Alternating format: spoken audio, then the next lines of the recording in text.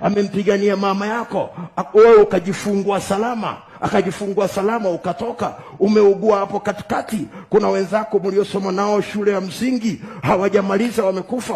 Kuna wengine uliosoma nao sekondari, wewe umemaliza, wao wamekufa. Umeingia chuo kikuu, wewe umemaliza, wao wamekufa. Kwani wewe umempa Mungu kitu gani? Kwani wewe ni mzuri kuliko wale wengine? Mungu amekushikilia kwa sababu ana kusudi la kwake na analifuatilia. Alafu ghafla unaanza kutafuta Mungu mwingine akusaidie uweze kupata cheo kazini. Mtafute Mungu mwingine akuongezee faida kwenye biashara. Huyu Mungu, kwa nini umesahau mkono wake ambaye alikutoa kule Misri mpaka amekufikisha mahali ulipo? Hiyo ni dharau iliyopita mpaka. Na ndio maana Mungu alimwambia Musa, hawa watu watanidharau mpaka lini? Hiyo ni dharau kubwa, kufikiria kwamba huyu Mungu aliyeziumba mbingu na nchi hawezi kukusaidia. Hii miungu midogo ambayo Mungu anaita si kitu ndio itakusaidia. Hiyo ni dharau, hiyo ni dharau. Na kinachofuata ndani yake ni kwamba Mungu atakuvuruga wewe, atavuruga na hiyo miungu.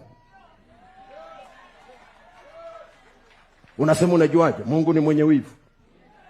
Kama unafikiri Natania ukifika mbinguni mtafute Yona. Mnamfahamu Yona? Kwa nini alimfuata baharini?